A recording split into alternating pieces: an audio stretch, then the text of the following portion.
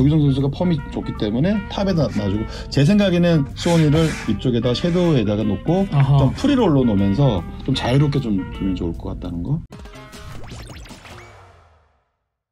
네, 오늘도 바바요 선생님 모시고 이제 조금 전에 말씀하셨잖아요. 바바요 안 하기로. 쪼우가 또 엄청나게 터뜨렸습니다. 네, 바바요.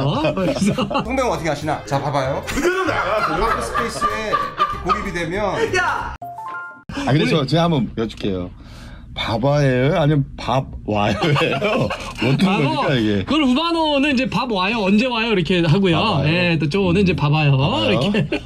근데 사실 요 바바요 포인트 아닙니까? 왜냐면 이 P급 작전판이 실제 우리 현지기에서 일하시는 현장의 또 감독님이 직접 설명해 주는 거니까 봐봐요. 이게 딱 맞습니다. 예. 그래서 혹시나 또 하다가 막 터지시면 안 돼요? 그냥 넘어가시셔야 돼요. 그렇죠. 자연스럽게 나오실 테니까. 알겠습니다. 원래 습관은 못 고칩니다. 예. 봐봐요. 이게 봐봐. 내일 이제 하루 뒤면 중요한 경기 열리잖아요. 새벽인데 네, 금요일 새벽 3시 45분. 와, 시간 정말 애매하죠? 애매합니다. 예. 평일 새벽인데 크리스만 감독 체제에서만 따져보면 5번째 평가전. 그렇죠. 예, 그동안 4번 있었는데 아이고 승리가 없습니다. 2무2패. 예, 그래서 이번에는 승리를 해야 되는데 쉽지 않아요. 상대가 웨일스입니다. 웨일스. 그리고 이번에 또 영국 가서 원정 경기를 하기 때문에 그렇죠. 예, 우리가 웨일스가 토트넘으로 이적한 뭐 브라이언 존슨도 있고, 그다음에 그렇죠. 완전 베테랑 뭐 에런 램지도 있고, 만만한 팀이 아니잖아요. 그렇죠. 근데 여하튼 이제 오늘은 그래서 크리스만 감독이 체제에서 1승이 될까? 아니면 지금 몇몇의 부상 여파라든지 이런 게 있기 때문에 어떤 변화들이 있을까? 그리고 지금 이제 크리스만 감독이 좀 급합니다. 그렇죠. 예, 뭐 기자회견 문제부터 시작해가지고 내용도 보여줘야 되고 결과도 어쨌든 가져와야 되기 때문에. 바로 이제 우리 바바요 선생님에게 오늘 어떻게 하면 우리 대표팀이 잘할 수 있는지 한번 좀 들어보겠습니다. 자, 그러면 이제 앞선 4경기 그냥 크리스만 감독 체제에서의 국가대표팀은 어땠다라고 하는 느낌을 한번 얘기해 주신다면 어땠다? 이렇게 요약하자면 이런 것 같아요. 새로운 감독이 왔기 때문에 새로운 축구를 접하려고 하는 국민들의 어떻게 보면 반응들 이런 거에서 특히나 첫 경기에는 뭐 굉장히 와이드를 많이 사용했잖아요. 우리가 측면 와이드로 벌려놓고 좀 크로스나 조어 플레이 만들면서 이런 걸 뭘 하겠다는 거는 좀 반응은 좋았던 것 같아요. 근데 결국은 축구는 제가 볼 때는 내용도 내용이지만 결과예요.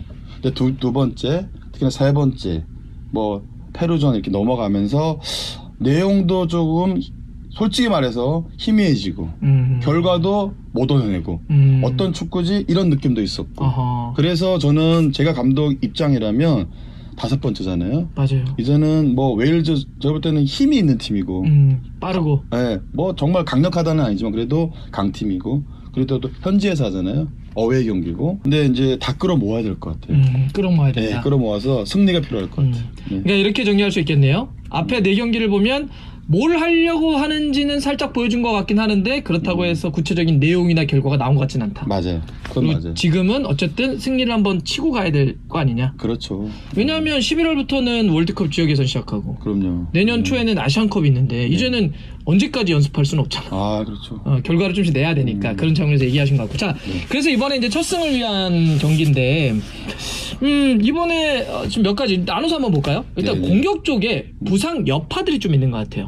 그게 조금 좀 심각한 것 같기도 하고. 그렇죠. 그러니까 예를 들면 물론 다행스럽게도 직전 지난 주말에 복귀하긴 했죠. 그렇죠. 오연규 선수도 복귀했고 돌아왔고 황희찬도 돌아왔고 조규성 선수는 지난 주말에 주중에 돌아왔다가 주말 경기도 뛰었고 그렇죠. 다 뭐 골을 넣거나 도움을 한 선수도 있는데 근데 여하튼 부상 여파들이 좀 있으니까 어떠실 것 같아요? 이렇게 부상 여파가 있는 공격은? 그냥 저는 2가지 정도 먼저 생각할 건 이강인이라는 정말 어떻게 보면 신데렐라 같이 대한민국 축구를 앞으로 이끌어가야 될 그런 선수를 찾아냈다는 건 중요한데 여튼 뭐 지금 근육 부상이잖아요. 그렇죠. 이강인은 아예 못 들어왔죠. 그래서 이강인이 없을 때 우리가 또 어떤 축구를 해야 되면 또 이런 것도 한번 봐야 되고 현재 우리가 뭐 저번 주말에도 우리가 확인을 했지만 센트럴 손에 대한 거를 어마어마한 걸 봤단 말이죠. 토트넘에서. 그래서 제 말이 다 맞다고 얘기할 수는 없어요. 하지만 우리가 맥락을 찾아보면은 깊숙이 들어가면은 우리가 그 중요한 포인트는 우리 분명히 알고 가야 된다는 건 맞아요. 측면에다 놓고 손흥민을 쓰기에는 이제는 좀 부담스러워요. 활동량을 계속 주기에는 공수 양면의 밸런스 자체가 제가 볼 때 깨질 수도 있고. 그러니까 측면에 그 얘기는 측면에 갖다 놓게 되면 아무래도 수비도 하고 치고 달리기도 해야 되고 그런데 여기서 너무 체력 소모가 많다. 맞죠. 아, 측면에 놓으면. 네, 그렇게 놓으면 많고 그리고 우리가 중앙에서 탑이든 섀도우든 이쪽에서 플레이를 하는 거를 이제는 어느 존이고 어느 위치에 또 가야 되면 뛸 줄 알고 멈출 줄 알고 조율을 한단 말이죠. 이제 너무나 풍부한 경험이 있고 그리고 제일 중요한 거는 골이잖아요. 그렇죠. 차이를 내버리니까. 그래서 이런 선수를 우리가 좀 가운데 쪽에 놓으면서 활용 방안을 우리가 가치 있게 둬야지. 조규성, 황희찬, 특히나 황희조도 뭐 아직까지는 이적 문제 때문에 사실 감각이 없어요. 네, 맞아요. 그리고 못 오연규도 뛰었으니까. 마찬가지고 부상 여파. 그래서 제가 이렇게 보니까 센트럴존 전방에 탑에 놔야 되는 게 아닌가 싶었는데 조규성 선수가 큰 문제 없이 유로파 제가 볼 때 컨퍼런스잖아요. 120분 가까이 뛰었고요. 네, 맞아요. 그리고 나서 리그도 한 80여 분 가까이 네. 뛰면서 어시스트 하나 있고 그래서 지금은 조규성 선수가 펌이 좋기 때문에 탑에다 놔주고 제 생각에는 소니를 이쪽에다 섀도우에다가 놓고 아하. 좀 프리롤로 놓으면서 좀 자유롭게 좀 두면 좋을 것 같다는 거 이렇게 좀 볼 수 있어요. 아, 그러고 보니까 아까 그 바바요 때문에 좀 묻힌 경향이 있는데 헤트트릭 손흥민 선수가 진짜 어마어마했잖아요.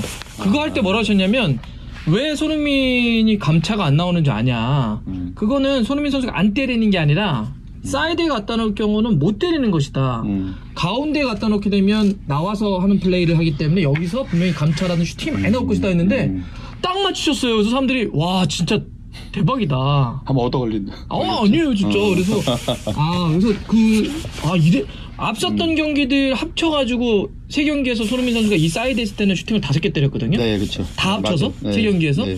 근데 버니 경기 한 경기에서만 5개를 때려가지고 3골을 넣었으니까 그렇죠. 대단하십니다. 그리고 제가 이제 그러면 한 가지만 좀 말씀드리면 저는 이렇게 얘기를 했었잖아요. 소니를 탑에 놓고 메디슨의 위치가 자연스럽게 깊이로 갖고 가면서 스위치 될 수 있다고 그랬잖아요. 토트넘에서. 그렇죠. 네네. 그러니까 이 스위치가 되면서 제가 볼 때는 플레이도 될 수 있고 상대를 이제 묶어두면서 위협할 수 있는데 어떤 장면이 있으냐면 메디슨이 왜 골르는 장면이 있었어요. 소니가 이렇게 끌고 들어가고 묶어버리니까 이 볼이 어쨌든 상대 실수긴 하지만 이 볼이 살아나와서 이쪽으로 오게 됐다는 거죠.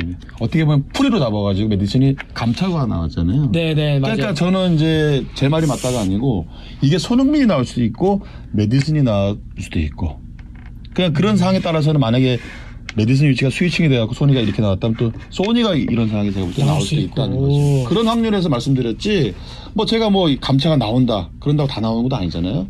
다만 우리가 소니가 이 탑에서 있을 때 어떤 거를 보여주는지를 그날 보면 쩔쩔하게 이거구나 또 이렇게 우리가 판단할 수는 있는 거죠. 근데 참 희한한 게 이렇게 상호 형이 이렇게 설명한 것도 맞는데 쪼가 와가지고 화투장으로 한 것도 맞아요. 이게 참 분석을 믿어야 되는지 제가 한번 물을게요. 점괘를 믿어야 되는지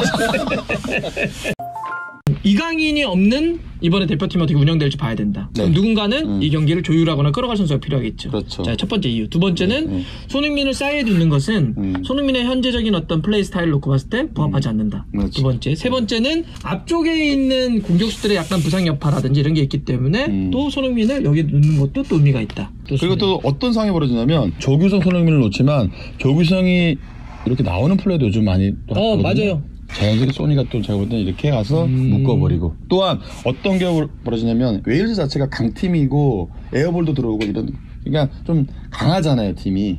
그래서 공중볼을 따는데 저 보세요 한번 보세요. 봐봐요가 아니고 보세요네. 보세요.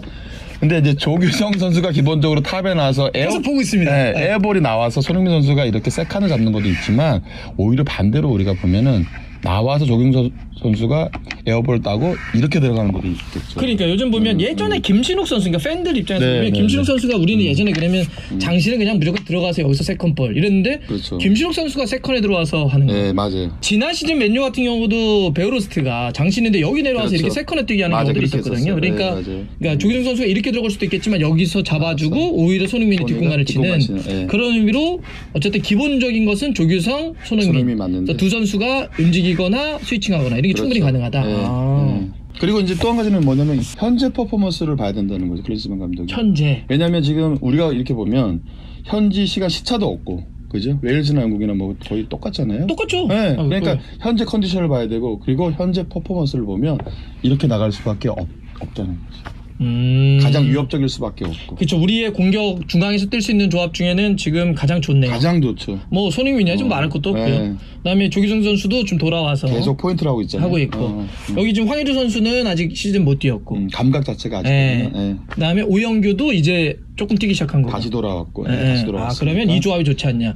그러면 손흥민 선수를 이렇게 가운데로 갖다 놓게 되면 이 왼쪽은 누가 뜁니까? 저는 보세요. 네, 계속 보고 있습니다. 아니 자꾸 이게 말이 되네요. 이게 손흥민을 이렇게 저는 놓는 걸 반대했던 사람 중인데 그러면 이 안으로 들어간 게 좀 애매해질 수 있어요. 뭐 이재성 선수가 안쪽으로 들어온다고는 하지만 그런다고 해갖고 뭐 못하는 건 아니에요 이재성 선수가. 근데 이렇게 묶어두고 흔들어 놓기에는 손흥민 선수보다는 이런 타격감 이런 것들이 없다는 거예요. 상대한테 좀 부담을 주면은. 직접 슈팅 타격을 통해서 어떤 포인트를 만들거나. 황희찬 선수가 좀 부상 여파로 인해서 이게 좀 특히나 좀 햄스트링 부상이 많잖아요. 그래서 그게 걱정이에요. 네. 근데 왜 약간 그런 게 자꾸 반복되는 거예요? 뭐 손흥민 선수도 그런데 저는 이런 것 같아요. 황희찬 선수가 뛸 때 보면은 뛸 때 퍼포먼스를 보면 좀 힘을 많이 주면서 뛰는 거잖아요. 좀 이렇게 폭발력 이렇게 막 뭔가 황희찬 선수 보면 이렇게 팍 이런 느낌이 있어요. 손흥민 선수는 좀 뭔가 이렇게 똑같은 스피드인데도 가볍게 쑥 밀고 나가는 스타일이고 황희찬 선수는 약간 옆으로 조금 더 이렇게 퍼지면서 이렇게 막 힘을 가지고 뛰는 거잖아요. 더 힘을 가한다는 거지. 그래서 더 이게 근육 쪽에 많은 부담을 주니까 이게 자꾸 햄스트링 쪽으로 오는 것 같아요. 그래서 저는 솔직히 좀 걱정이에요. 축구하는 선배로서.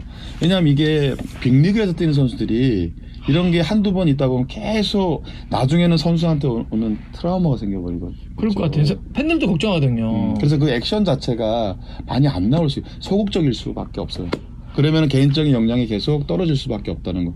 그건 굉장히 좀 우려스러워요. 맞아요. 그러니까 자꾸 반복되니까. 근데 이거는 근육은 그냥 잘 쉬고 잘 먹고 또 훈련 소화 잘하고 대신 그 훈련 때 뭐 특히나 유럽은 100% 이상을 해야 되는 게 맞잖아요. 만약에 황희찬 선수가 그걸 조금 더 조율할 수 있다면 저는 그걸 좀 관계자 특히나 감독이나 이쪽에 의무 파트 쪽하고 좀 상의를 잘해서 조금 더 이렇게 출전 시간이나 예를 들어서 그렇죠. 훈련 만약에 양이나 양도 강도 자체도 조금 조절할 수 있으면 하면 어떤가.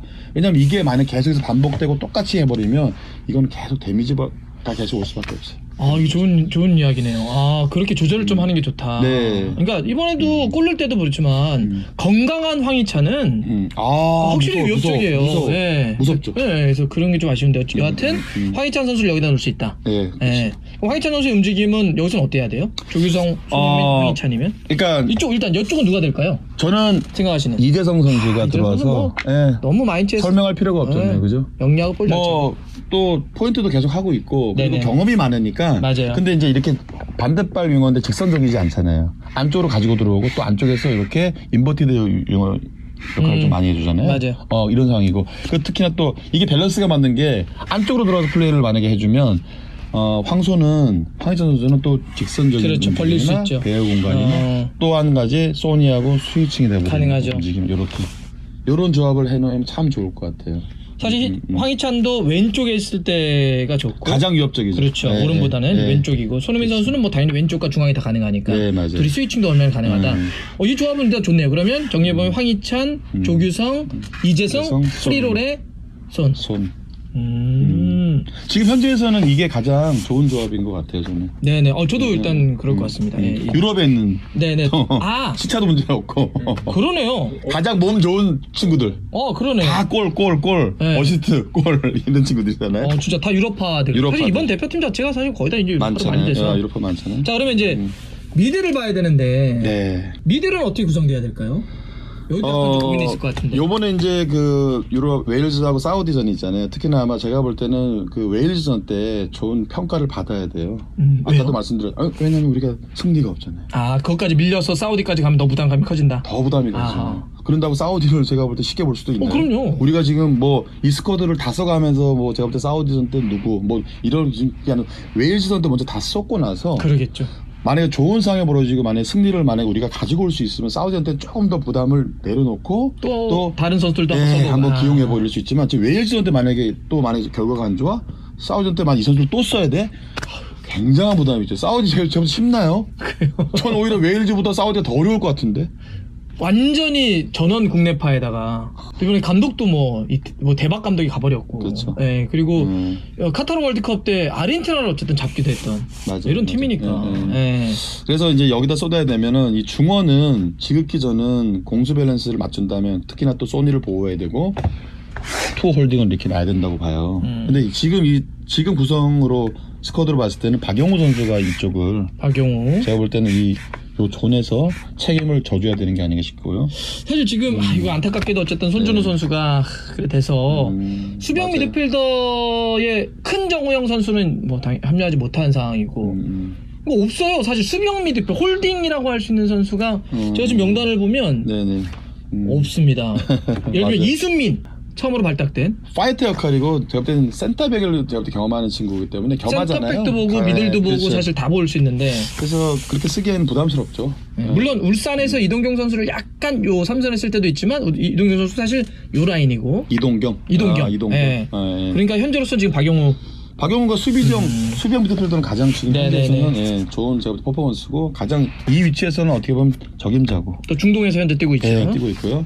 그럼 요 한 자리는 어떻게 이 될까요? 파트너를 우리가 잘 생각해야 돼요. 그러니까 저도 이게 고민될 것 같아요. 저는 뭐 당연하다고 얘기할 수는 없지만 제가 생각할 때는 황인범 자리는 맞아요. 근데 지금 이적 문제로 해서 아마 훈련량이나 이런 거 우리가 체크를 해봐야 된다는 거지. 맞아요. 예. 일단 경기에서 뛰지를 못했잖아요. 그렇죠. 예. 감각 자체가 지금 많이 떨어져 있잖아요. 근데 세르비아 즈베지다로 가긴 했는데 그래도 제가 볼 때는 유럽에서 경험을 많이 했고 그리고 국가대표팀에서도 지금 클린스만 감독이든 누구든 이렇게 조합을 보면 케미를 보면 황인범이 나가는 건 맞아요. 아마 제가 볼 때는 한 그래도 한 60%에서 70% 사이 컨디션 되지 않을까 싶기도 한데 우리가 좀 경험을 제가 볼 때 믿어야 되는 게 아닌가 싶기도 한 거죠. 현재로선 네, 그래서 제 생각에는 전반에 먼저 황인범 선수를 믿고 한번 제가 볼 때 써야 되고 그리고 만약에 좀 문제가 생겼을 때는 과감하게 우리가 또 유럽파인 홍현석 선수를 홍현석이 있네요. 홍현석 있죠. 홍현석 선수 진짜 요즘 뭐 우리 대박 아닙니까 진짜. 정말 선발로 낼 수도 있어요, 사람이. 그러니까 네, 저도 사실 선발로. 홍현석 선수를 이럴 때 사실 뭐 황인범 선수는 벤투 감독 시절 때도 그랬고 네. 클린스만 감독 체제에서도 그렇고 그냥 사실 그냥 거의 붙박이에요. 믿고 썼잖아요. 믿고 쓰는 선수인데 네. 지금의 컨디션 우려도 좀 있고 사실 그렇죠. 마음고생도 많이 했을 겁니다. 여러 가지 맞아요. 그 네. 그리스에서 이제 나오는 것 때문에. 네. 홍현석 선수는 반면에 지금 뭐 hen트에서 벨기에 무대에서 진짜 와골 지난번에 넣는 거 보니까 아니 근데 홍현석 선수 혹시 저기 지도해 보신 적이 있어요? 네, 예전에 저희가 이제 그거 했었잖아요. 17세, 18세 때 지도를 했었죠, 같이. 정말 좋은 선수였어요. 정말로. 전 이번에 딱 보면서는 어떤 느낌이 드냐면 그 박지성 선수가 한참 막 뛰어다닐 때 갑자기 여기 왜 나타났지? 딱 눈 돌리면 여기 또 왜 수비하지? 또 왜 공격하지? 이렇게 막 쉴 새 없이 뛰더라고요. 그러니까 좀 찾기 우리가 이제 국내에서는 특히나 찾기 어려운 유형 이렇게 표현하면 될 것 같은데요.